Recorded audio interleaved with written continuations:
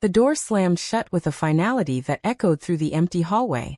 Megan stood frozen, her hands still intertwined with Dallas's as the landlord's words hung in the air like poison. "We don't rent to your kind," the man had snarled, his face twisted in disgust after spotting them holding hands during the viewing. It was supposed to be their fresh start in a upscale Chicago neighborhood close to the hospital where they both worked grueling shifts as doctors. Instead, it became the moment that cracked open every insecurity they had buried about their love in a world that still saw it as something to hide. Megan felt the heat rise in her cheeks, not from embarrassment, but from a burning rage. At 34, she had spent years proving herself as one of the top cardiothoracic surgeons at Chicago General, fighting for every promotion, while keeping her personal life locked away. Dallas, 29, the compassionate oncologist who could light up a room with her smile, squeezed her hand tighter. "We should just go, babe," she whispered, but her voice cracked, revealing the hurt. They had faced whispers at work and awkward family dinners, but this blatant rejection in 2024 felt like a slap from the past. As they walked back to their temporary sublet, Megan's mind raced. How many more doors would slam? How long could they keep pretending everything was fine? That night in their small apartment, Megan paced while Dallas sat on the edge of the bed. "This isn't just about an apartment, Meg. It's about us being seen as less." Megan stopped and knelt in front of her. "Then we stop hiding. We build something so big no one can ignore us." Little did they know that decision would lead to years of sacrifice and a confrontation that would shake their souls. The next weeks were a blur of house hunting and work. At the hospital, Megan threw herself into surgeries, pushing her team harder. During a complex heart bypass, she snapped at a nurse for a minor delay, her usual calm shattered. Dallas noticed, pulling her aside in the break room. "You're carrying this like it's your fault." "It's not." But Megan couldn't shake the image of the landlord's sneer. Her own family back in Texas had never fully accepted Dallas. Her mother still asked when she'd meet a nice man. The pressure built like a tumor. One evening, Dallas received a call from her own parents in California, more supportive, but worried about the visibility. "Are you sure you want to be so out in a big city? It could affect your careers." Dallas hung up, tears in her eyes. Megan held her close, inhaling the familiar scent of her shampoo. They made love that night with a desperation born of defiance, but it was the emotional connection that healed them, the whispered promises of forever. Work became their battlefield. A colleague, Dr. Elena Vargas, whom they trusted, hinted at a new luxury building. But when Megan mentioned their situation, Elena hesitated. "I don't know if they'd be comfortable." The betrayal stung. Even allies had limits. Megan started researching investment opportunities, pouring their savings into medical tech startups focused on AI diagnostics. Dallas joined her late nights, planning a vision for a specialized center combining oncology and cardiology. It was ambitious, bordering on impossible, but it gave them purpose. Family pressure mounted when Megan's parents visited unannounced. The dinner was tense, her father grilling Dallas about her intentions while her mother avoided eye contact. Later in the guest room, Megan argued with her dad. "She's the best thing in my life, Dad. If you can't accept that, you don't accept me." The words hung heavy, costing her the relationship she had tried to salvage. Dallas comforted her, but inside she questioned if her love was worth the pain Megan endured. As months passed, their determination grew. They secured a small grant for a pilot program at the hospital, showcasing their collaborative approach, saving several high-risk patients. News spread locally, but so did rumors about their relationship. At a staff meeting, the chief of staff pulled Megan aside. "Your personal life is your business, but keep it professional." The message was clear: success had a price. Yet in quiet moments on the hospital roof overlooking the city lights, Dallas would lean on Megan. "Whatever comes, we face it together." Their bond deepened through the fire, but cracks were forming under the weight. Megan became more guarded, Dallas more anxious about losing herself. The landlord incident had ignited a fire, but would it consume them? The pilot program's success brought investors knocking, but with strings attached. One venture capitalist, a sharp woman named Lydia, offered funding for their dream center, but suggested they tone down the public image of their relationship for marketability. Megan was tempted, the numbers were huge, but Dallas refused. "If we compromise now, what's the point of all this?" Their first major fight erupted that night, words like weapons. "You're becoming just like the people who rejected us," Megan accused. Dallas shot back, "And you're willing to sell our truth for money?" They slept apart for the first time, the silence deafening. Morning brought apologies and a renewed pact, no compromises on who they were. They turned down Lydia and sought ethical backers. Meanwhile, Megan's family cut contact, sending a letter citing religious differences. The pain was visceral, Megan throwing herself into research papers published under both their names.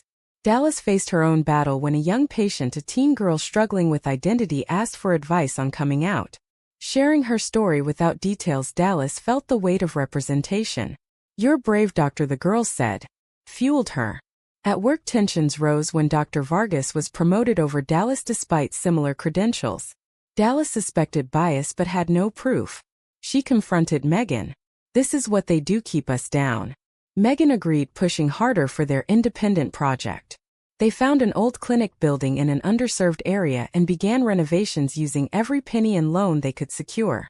Nights were spent painting walls and planning layouts, their hands dirty but spirits high. In one such moment, covered in dust, Dallas pulled Megan close for a kiss. "This is our home, our legacy." Romantic in its rawness, it reminded them why they fought. But external pressures mounted. A local conservative group caught wind of the Lesbian Doctors Project and started online petitions against city permits, claiming moral concerns. Comments flooded with hate, calling them unfit. Megan read them in the dark, her fists clenched. Dallas cried for the world that still hated. They hired a lawyer, fought back, publicly coming out in a local news interview. The response was mixed: support from LGBTQ community, backlash from others. Their hospital colleagues distanced, some fearing association. One nurse who had been friendly stopped talking. The isolation was real. Internally, Megan battled guilt. Was she dragging Dallas into a war? Dallas wondered if Megan's drive was love or vengeance. A breakthrough came when their pilot data led to a major publication in a top journal. Funding poured in from progressive foundations.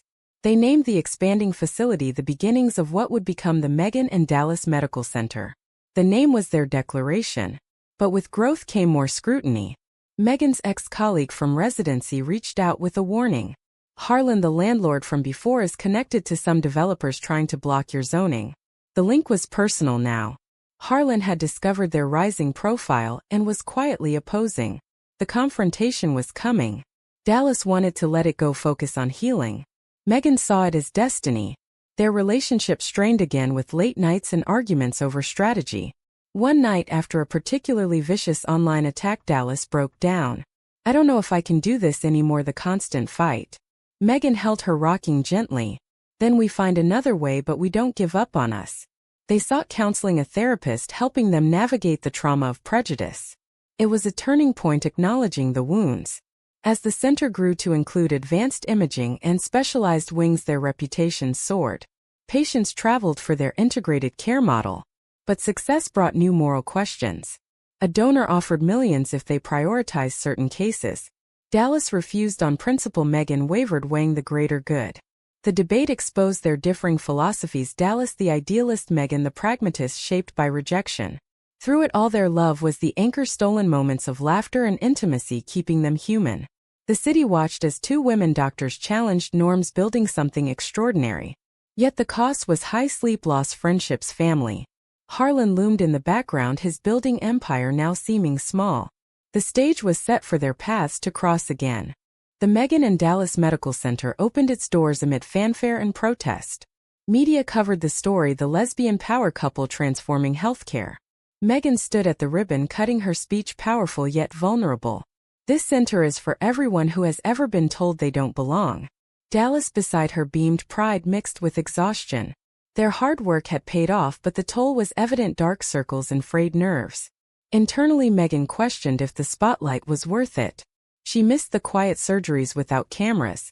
Dallas struggled with the administrative load, longing for patient time. A betrayal hit hard when their operations manager leaked details of their private arguments to a tabloid, framing their relationship as volatile. The article went viral, questioning if they could lead. Megan confronted the man in her office, her voice ice cold. "After everything, we trusted you." He shrugged, citing higher pay from competitors. The damage was done. Stock in their ventures dipped slightly. Dallas retreated into silence for days, the hurt profound. Megan felt helpless, seeing her partner diminish. Family intervention came unexpectedly when Dallas's brother visited, offering support but advising caution. You two are changing the world, but at what cost to your sanity? The conversation forced reflection. They took a rare weekend away to a cabin upstate, reconnecting through hikes and deep talks. Under the stars, Dallas admitted her fears. I love you, but I fear losing the woman I fell for to this empire. Megan confessed her drive stemmed from protecting them both. The trip healed some rifts, strengthening their resolve. Back in Chicago, challenges intensified. A major insurance company threatened to pull contracts, citing the controversy. Megan negotiated fiercely, using data to prove their superior outcomes. Dallas focused on community outreach, setting up free clinics in marginalized areas. It was her way of fighting back with compassion. But prejudice followed, a patient refusing Dallas's care upon learning her orientation.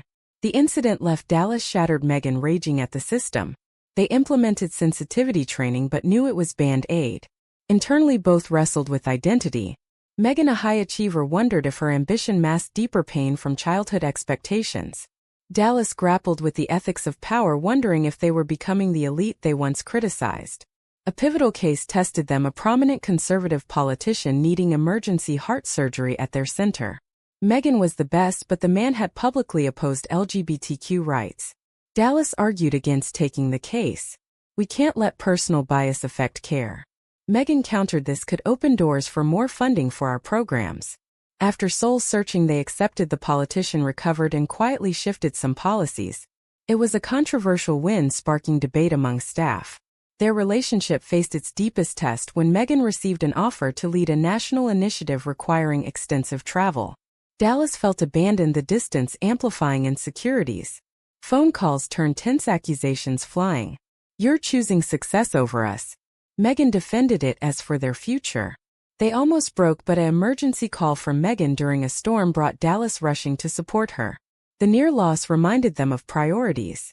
As the center expanded to become the largest private hospital in Chicago through mergers and innovation, their names became synonymous with excellence. Megan and Dallas Medical Center wasn't just a building, it was a statement. Patients praised the holistic care. Yet behind closed doors, the women paid the price in tears and doubts. Harlan, the original landlord, watched from afar, his own properties suffering as the city favored their developments. Whispers reached them he was inquiring about their success. The inevitable meeting approached. Megan prepared for battle, Dallas for forgiveness. The psychological burden weighed heavy, each decision carrying the ghost of that slammed door. Success had a bitter edge. With the hospital now the premier private facility in Chicago employing hundreds and pioneering treatments, the pressure intensified. Board meetings where Megan dominated with strategic vision left her drained. Dallas thrived in research, but the public persona exhausted her. A major scandal nearly derailed them when a former employee accused the center of favoring wealthy patients. Though unfounded, the investigation drained resources. Megan took the brunt, defending their model in press conferences, her composure cracking in private. Dallas supported her but harbored doubts about the compromises made along the way. One night after a brutal day, she confronted Megan. Are we still the same women who got rejected, or have we become what we hated? The question pierced deep. Megan stayed up, analyzing their path, the rejections, family losses, betrayals. Had power corrupted their original intent to heal without barriers? They recommitted to core values, expanding charity care. This decision cost some investors but gained community loyalty. Family reconciliation was partial. Megan's parents sent a tentative email after seeing news coverage. It was a start, but trust was broken. Dallas's family was proud, hosting a small celebration where Megan felt accepted for the first time. The contrast highlighted ongoing disparities. In their personal life, romance evolved into a mature, deep partnership. Quiet dinners where they discussed cases without the drama. But societal judgment persisted. At a gala, a guest made a snide remark about their lifestyle. Megan nearly responded sharply, but Dallas diffused with grace. The incident reminded them the fight was never over. Meanwhile, Harlan faced financial troubles, his apartment buildings aging and tenants leaving for better options near the new medical hub. He discovered through a business associate that the powerhouse hospital was indeed the one bearing Megan and Dallas's names. The shock was palpable. The women he dismissed as unsuitable now controlled an empire that indirectly threatened his livelihood. He reached out through intermediaries requesting a meeting. Megan wanted to refuse to let him suffer. Dallas saw opportunity for closure or even redemption. The moral dilemma consumed them. Was revenge sweet or did it poison the soul? Megan recalled the humiliation, the slammed door. Dallas remembered the pain but also their oath to do no harm. Staff noticed the tension. Megan short-tempered, Dallas withdrawn. A key surgery where Megan operated on a child while thinking of Harlan nearly led to error. She stepped back, realizing the toll. They decided to meet on neutral ground. The encounter was charged. Harlan, a middle-aged man with regret in his eyes, apologized awkwardly. "I was wrong back then. Times have changed." Megan's response was measured. "Wrong doesn't begin to cover it. Your words nearly broke us." Dallas interjected, focusing on future. "This meeting is about what we can do now." Harlan needed the hospital's cutting-edge treatment for his aging mother or faced losing her. It was poetic, the man who denied them shelter now seeking their care. Negotiations ensued, not just medical but business, Harlan offering concessions on properties. Internally, the women debated the ethics. Treating him was duty, but the terms of engagement were theirs.